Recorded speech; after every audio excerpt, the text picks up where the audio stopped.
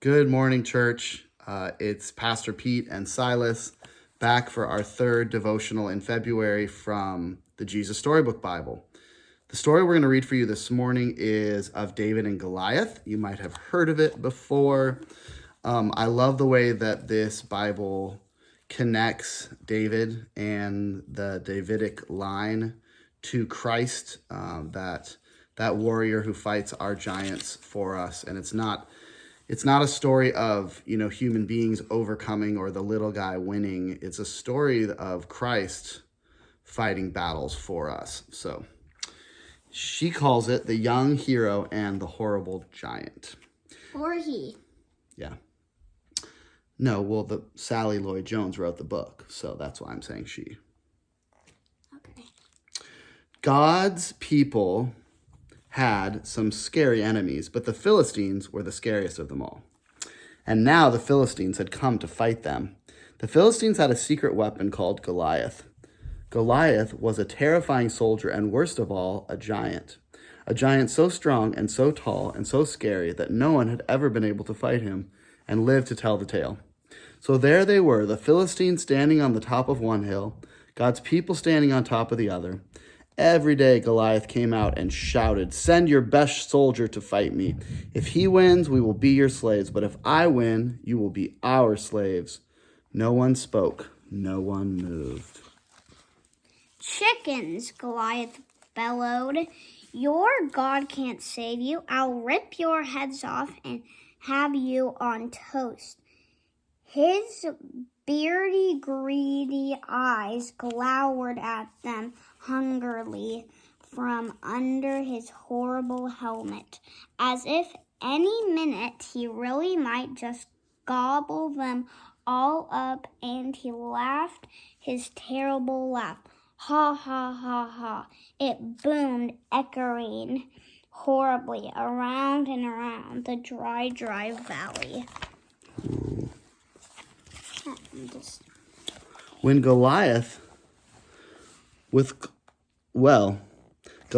might just as well have been a green, slimy monster with 3 heads, because God's people froze with fear.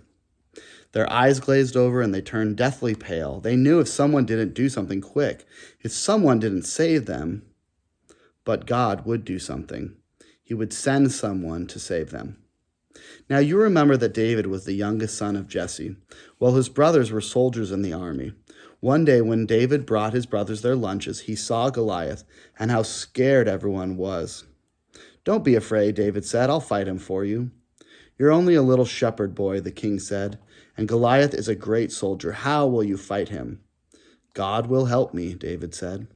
So the king gave David his royal armor to wear, but it was too heavy and too big, and David couldn't even walk. "I won't need this," David said.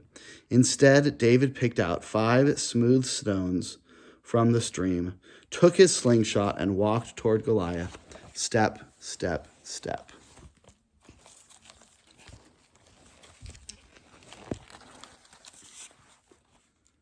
Goliath walked towards David. Thud, thud, thud. "You," Goliath peered down at the small boy.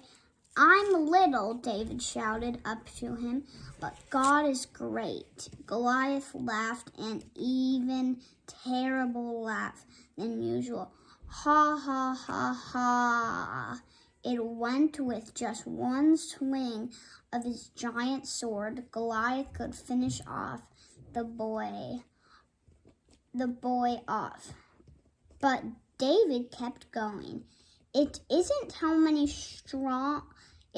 how strong you are or how many swords and spears you have that will save you. It is God who saves you.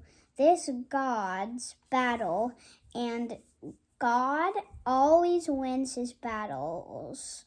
David put a stone in his sling, swung it around, and let it go. The little stone flew whiz like a bullet through the air and struck Goliath, thud, right between the eyes. Goliath stopped laughing. He stumbled and staggered and crash, fell dead. When the Philistines saw Goliath was dead, they ran away, and when God's people saw them running away, they cheered. God had saved his people. David was a hero. Many years later, God would send his people another young hero to fight for them and to save them. But this hero would fight the greatest battle the world has ever known. So she points us to Christ and the battle against sin and death that Jesus has won, the victory.